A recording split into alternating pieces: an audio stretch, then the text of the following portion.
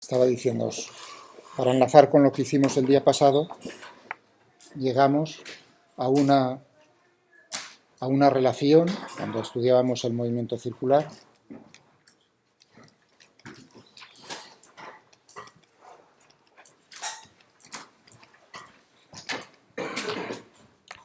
y veíamos que yo podía, todo lo que hicimos, concentrarlo o resumirlo en una expresión que era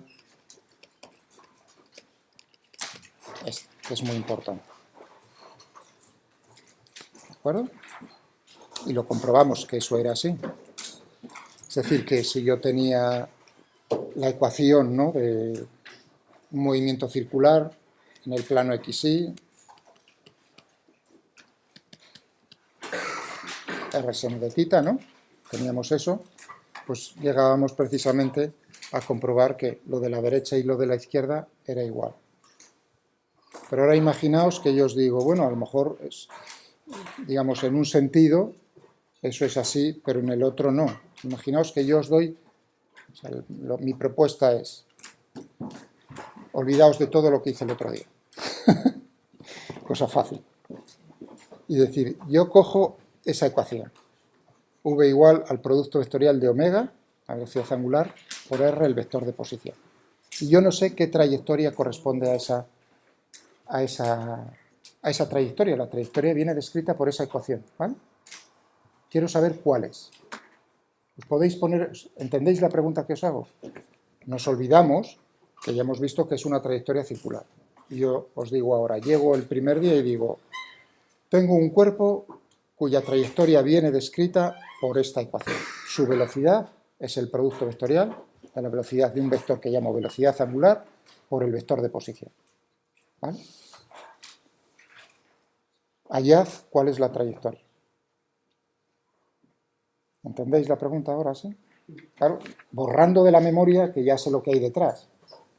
Bueno, pues vamos a hacerlo, a ver si somos capaces.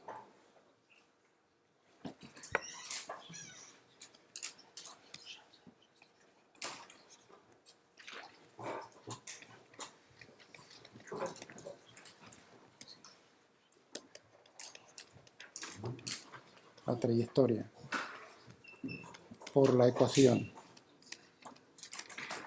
V igual a omega por R, donde estoy diciendo el vector de posición, velocidad, este es, lo llamo velocidad angular. Es un vector que es constante, ¿de acuerdo? Tiene una dirección, un módulo, sentido este no cambia.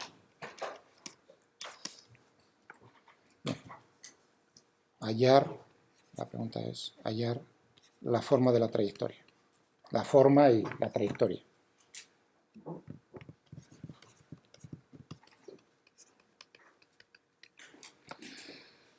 Bueno, pues vamos a intentarlo. Bueno, yo puedo escoger lo primero, el sistema de referencia. ¿Veis? Es muy importante. Por sencillez, voy a escoger el sistema de referencia, de tal manera que el eje Z queda a lo largo de omega. ¿Es eso hacer algún truco, digamos, no permitido o que quita generalización al problema? Respuesta no, porque tú los ejes, el sistema de referencia, lo determinas tú. Por lo tanto, no quita generalidad a lo que vayamos a hacer. Pero sí simplifica los cálculos. ¿De acuerdo? Escojo.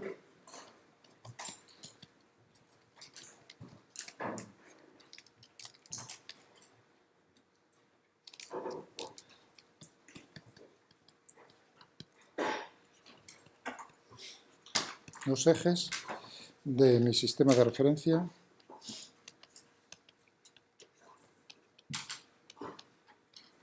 de tal manera que el eje Z está a lo largo, está en la dirección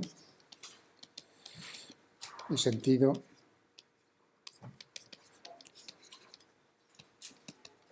de omega. Así que tendríamos aquí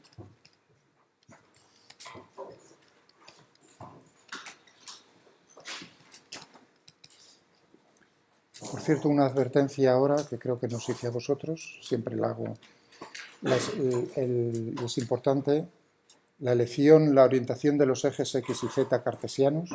Creéis que digamos, son ejes ortogonales entre sí, perpendiculares unos a otros, ¿no? Pero la elección es libre, es decir, que yo he puesto así X, ¿no? Y Z de esta manera sería igualmente válida, voy a ponerlo en rojo.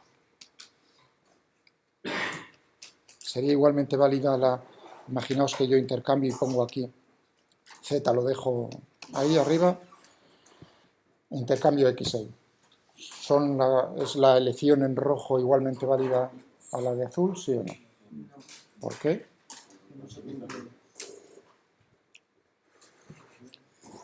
Porque en los productos vectoriales, entonces no se cumpliría precisamente cómo obtenemos los productos vectoriales como determinante.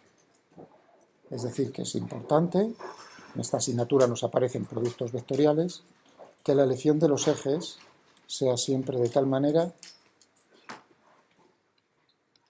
si cogéis cartesianos, hago girar el eje X hacia el eje Y y el pulgar me tiene que dar el eje Z con el sentido correspondiente. ¿De acuerdo? Por lo tanto, la elección en rojo no es válida.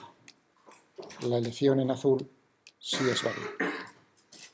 ¿Entendido? Tened cuidado entonces con eso. En problemas en los que no nos apareciesen productos vectoriales, que hay muchos, digamos la elección sería libre, no habría ningún problema en utilizar una u otra, pero en el momento en el que tenemos productos vectoriales, entonces ya hay que tener cuidado. Ya veis que en cuanto tenemos rotaciones vamos a tener productos vectoriales. Bien, continuemos. Eso quiere decir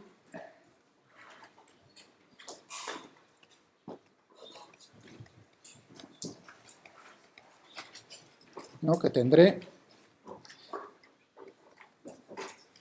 para la componente X, para la componente Y, omega es omega por K, lo he elegido el eje justo en esa dirección y sentido, es decir que tendríamos aquí, ¿no?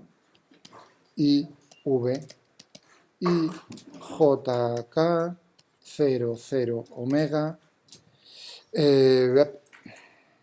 X, Y, Z. ¿No?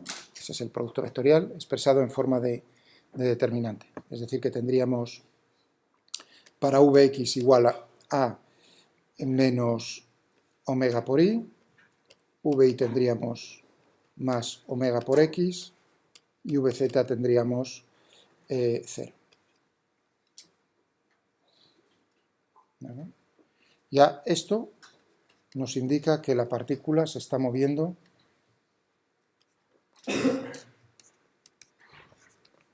se mueve en un plano paralelo al plano X. Fijaos, Vz igual a 0 significa que Z es constante. ¿Estamos de acuerdo? Vz no es nada más que la derivada de Z con respecto al tiempo. Si esto es 0, significa que Z es constante, es decir, que la componente Z siempre es la misma, lo que significa que se está moviendo en un plano paralelo al plano XY. Ya veis así la primera cosa. Bueno, me voy a centrar ahora en lo interesante que está ahí metido. Es decir, que tengo que resolver estas ecuaciones. Lo puedo expresar estas ecuaciones, fijaos, de la siguiente manera. Puedo decir, Vz es Z punto, la derivada de Z con respecto a T. Por supuesto, Vx es X punto, es decir, que tendría y Vi es Y punto igual a omega por X. Voy a poner más. Voy a ponerme en otra pantalla. Esa es la ecuación que describe el movimiento, la que me han dado.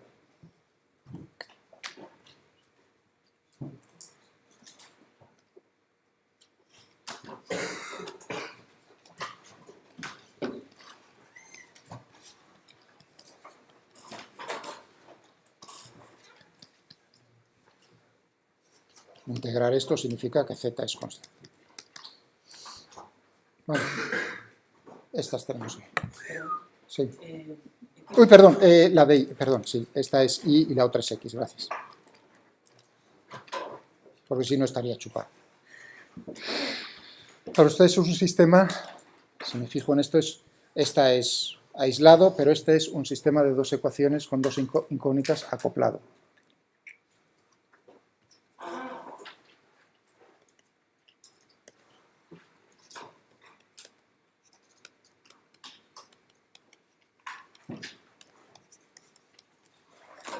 O sea que ya cae la palabra acoplado aquí. Significa que en una ecuación me aparecen las dos incógnitas, las dos funciones incógnitas, las dos me aparecen las dos. Porque si no, es relativamente sencillo. Si en una solo me aparece una y en la otra me aparece la otra, pues yo resuelvo una y otra por separado. Es como un...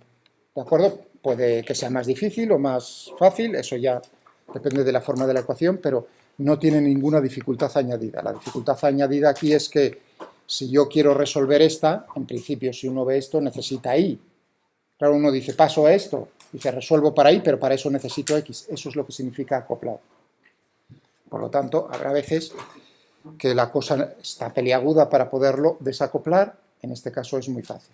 Voy a hacer los dos caminos, ya que el otro día me hablasteis de, bueno, de que podíamos resolver o podíamos utilizar en lo de las rotaciones fasores, es decir, números complejos. Lo voy a hacer de las dos maneras, ya que hubo una persona que tenía interés en eso. Primero, sin números complejos y luego con números complejos. ¿Vale? ¿Entendido? Entonces, objetivo, desacoplar. ¿Cómo consigo eliminar una? Si yo derivo, por ejemplo, esta, ¿no? La de arriba, x punto igual a menos omega por y. Lo derivo otra vez con respecto al tiempo, cosa que puedo hacer, no hay ningún problema. Entonces tengo la ecuación x dos puntos igual a menos omega y punto. Y uno dice, ¿has ganado algo? Bueno, he ganado algo porque aquí punto lo puedo sustituir. Aquí. De tal manera que entonces lo que tendré será x dos puntos igual a menos omega por y punto, que es omega por x, es decir, menos omega cuadrado por x. Amigo, ya la he desacoplado. Y además, encima de desacoplarla, ya sé cómo integrarla. No necesito ya romperme mucho la cabeza. Eso es un oscilador armónico simple, cuya solución será una amplitud por coseno de omega t más un desfase. Claro, podría haberlo hecho al contrario, al revés, y haber intentado fijarme primero en esta. Tendría una ecuación que es exactamente similar. Tendría aquí menos omega cuadrado por y. El mismo tipo de ecuación. Esto es la ecuación que describe un oscilador. Es curioso, ¿eh? En español armónico es sin h y en inglés es con h. Eso es como lo de cocodrilo y crocodile, ¿no? Como el lenguaje a veces juega esas pasadas. Vale. Es decir, que ya lo tendríamos resuelto. Claro,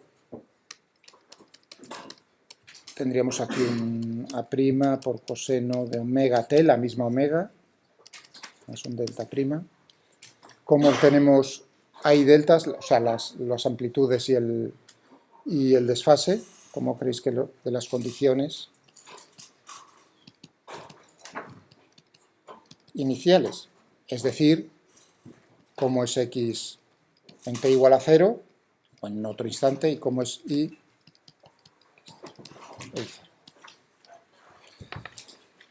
de esas condiciones, ¿de acuerdo? Obtenemos el resultado. Y esto, como sabéis, como hemos visto ahora sí, recordad un momento, cómo un movimiento circular uniforme no es nada más que la combinación de dos oscilaciones armónicas en cada uno de los dos ejes. En x y en y. ¿Eh? De la misma amplitud, claro. De la misma amplitud. Bien. Es decir, que tendríamos, que es conclusión,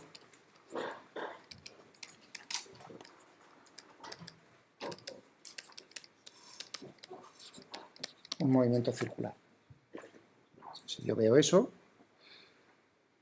ya tengo que es un movimiento circular. Bueno, podría...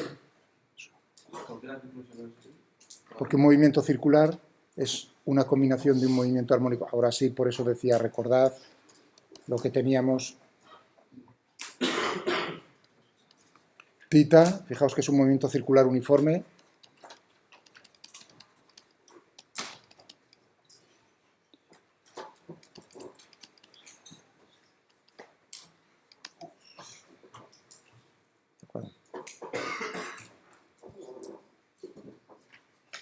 Es decir, que esto me va a representar, si uno pone las condiciones iniciales, ve que es un movimiento circular.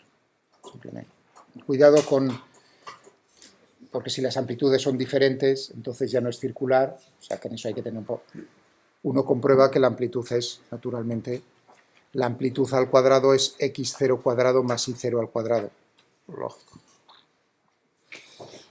Podría haber llegado de otra manera al mismo resultado. Es decir, con esto ya estaría acabado el asunto. Es decir, a mí me dan esa ecuación del movimiento, me dicen cuál es la condición inicial, una en la posición. Fijaos que es una ecuación diferencial de primer orden, me aparece la velocidad y la posición, la primera derivada. Por lo tanto, únicamente necesito una condición inicial, es vectorial, la componente x y la componente y en t igual a 0. Cuidado. No es la aceleración lo que me dan, lo que me están dando es la velocidad. ¿Entendido? Ya lo he resuelto, lo he integrado. Ahora digo, ¿podría haberlo visto de otra manera? Pues voy a atacarlo utilizando números complejos. Es decir, es como darle otra vez otra pasada. A ver, depende de lo que os guste. Cuidado, una advertencia. Esto que estoy haciendo, no se os olvide. Esto que estoy haciendo surge también en otro tipo de problemas. O sea que es importante, por ejemplo, estoy pensando ahora mismo en, por ejemplo, cómo es el movimiento de un cuerpo en un sistema de referencia giratorio. Un problemilla de esos.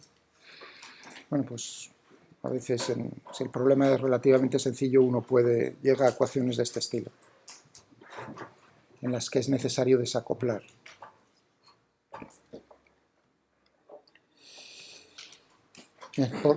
Con la ayuda, y hacemos una pausa, con ayuda de números complejos.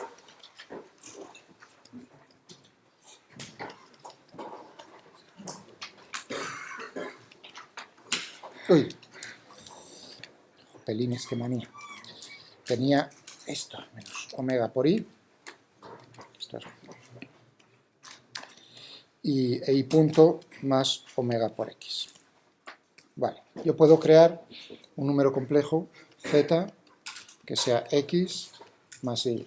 Es decir, que la x sea la parte real y la y sea la parte imaginaria. ¿De acuerdo? Y naturalmente derivar z punto, que sería la velocidad, por así decirlo, pues naturalmente es x punto más y punto. ¿Vale? Bien, yo me cojo esta ecuación, esta la multiplico por i, es decir, que tendría aquí todo esto, y la sumo. Es decir, que tendría x punto más y punto, y aquí tendría menos omega i más i omega por x. ¿Vale? Es decir, aquí tengo z punto, a la izquierda. Y aquí a la derecha, ¿qué es lo que tenemos? Uno dice, anda, están intercambiadas. Esto no será i por i omega. El omega puede salir fuera también.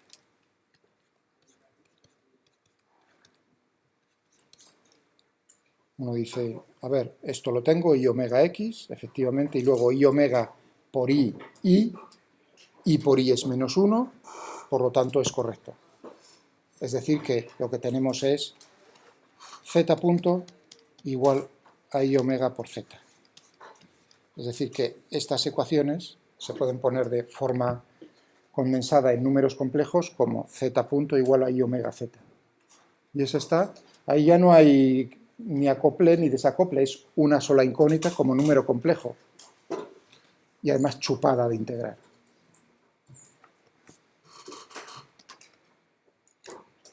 O sea, tengo que resolver el movimiento de resolver esta ecuación. Puedo hacer separación de variables. No siempre es lo más fácil y no siempre es posible, pero en este caso, pues sí, ¿no? Tenemos derivada de z con respecto a t igual a i omega z. Eso quiere decir, bueno, esto así, sí.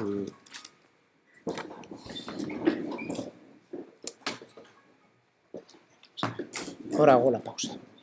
Es decir, que separo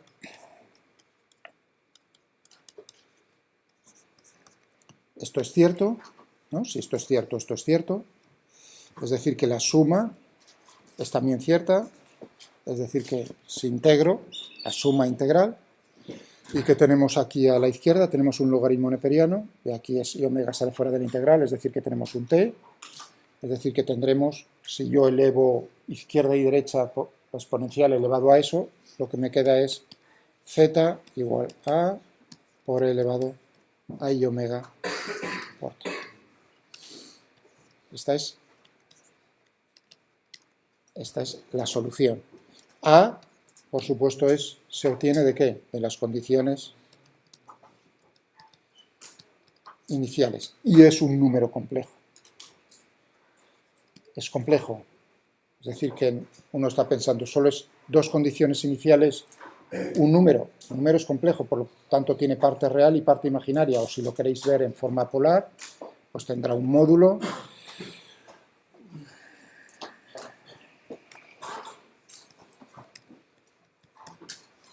Donde B y delta son reales. Eso significa que Z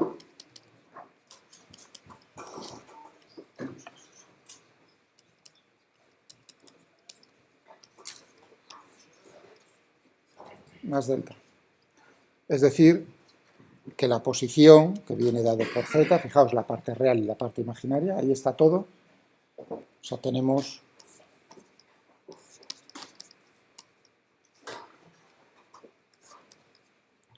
un vector que su módulo es constante y que está girando con una velocidad angular que es omega.